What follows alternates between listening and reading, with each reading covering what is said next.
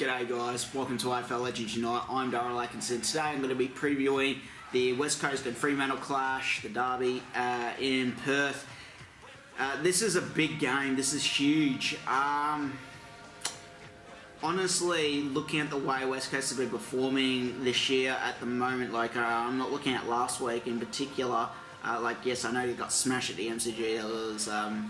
That was disappointing. I was actually backing them to win that game, but it goes to show they're really shit side. They're not as good as I was expecting. Honestly, I don't think they can win this game, West Coast. I just don't. They've even been struggling at here in Perth.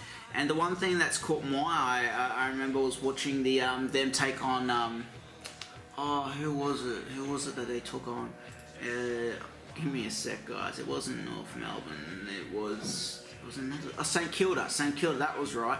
They were getting smashed by St Kilda. It was just St Kilda's inaccuracy that cost them. Saints had like 6 more scoring shots than West Coast, and that really caught my eye. I was like, wow, really? They really just couldn't take command of the game.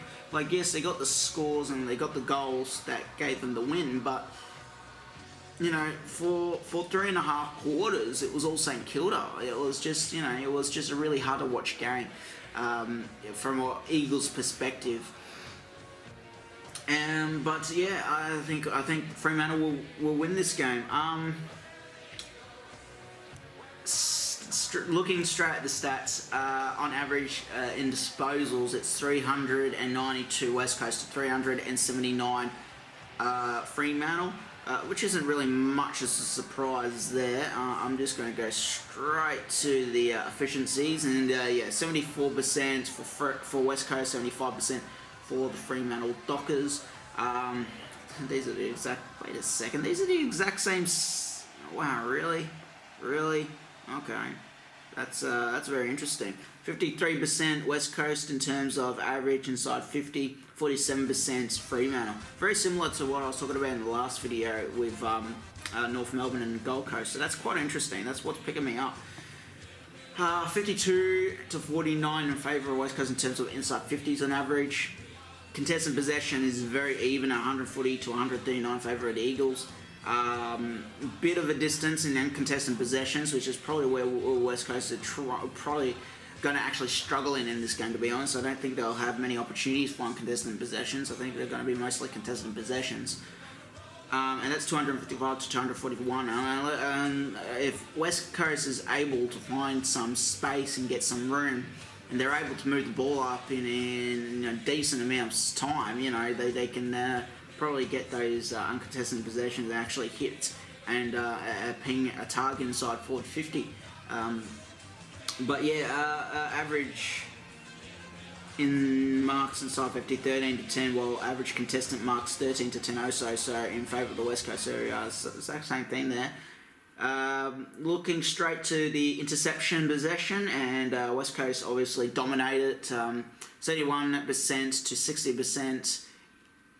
71 to 60 on average in terms of intercept possession, while turnovers are actually surprisingly with the West Coast 72 to 66. So very disappointing there by the West Coast Eagles, which is probably why they're not playing too well lately. Average clearances 40 to 37 in favour of Fremantle. That's good news actually. Average centre clearances 15 to 14. Stoppage clearances 26 to 23, both in favour of the Dockers. Hit-outs dominated by the Dockers on average 54 to 43, which is fantastic. This will be our Aaron Sandilands, who actually he's a very decent player. He's a giant, and he'll be the one that's probably going to cause the damage. And those clearances are going to be crucial. With Fife there, they've got Mitchell, Shuey. So they got a decent amount of they've got Fife, Mundy. Don't know why I was reading the West Coast. I'm still not in it, but yeah, they got Fife and Mundy there for those clearances. So it'll be interesting to see how West Coast go about that, because they don't have nit-nat paddywhack. So I'm not sure how they're going to actually go about it. Even with Gills, so it'll be interesting. It'll be a very interesting game. I'm still not convinced with West Coast and their performance. But yeah, looking straight into the lineup, and we start with West Coast. Obviously, it's their home game, and Hearn, Barris, and Butler in the defence with Shepherd, Yeon, and Redden in half-back. In the centres, we've got Sheed, Pritis, and Gaff. Followers in Gills, Shuey, Mitchell. Half-forwards in Mutimer? Oh no, that's a really bizarre name. Who's Mutimer? I figured he's new.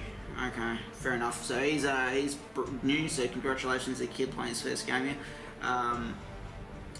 Mutimer, McGovern, LaCroix finished the half forward, while in forward we've got Josh Ill, Kennedy, and Darling. In interchanges we've got Marston, William, Duggan, and Vardy. Jeddah, Schofield, and Hutchings in emergency. So yeah, Madama comes in for Cripps, who did his ankle. Nelson goes out with a wrist injury, replaced by Gills, and Mitchell comes in for admitted Schofield.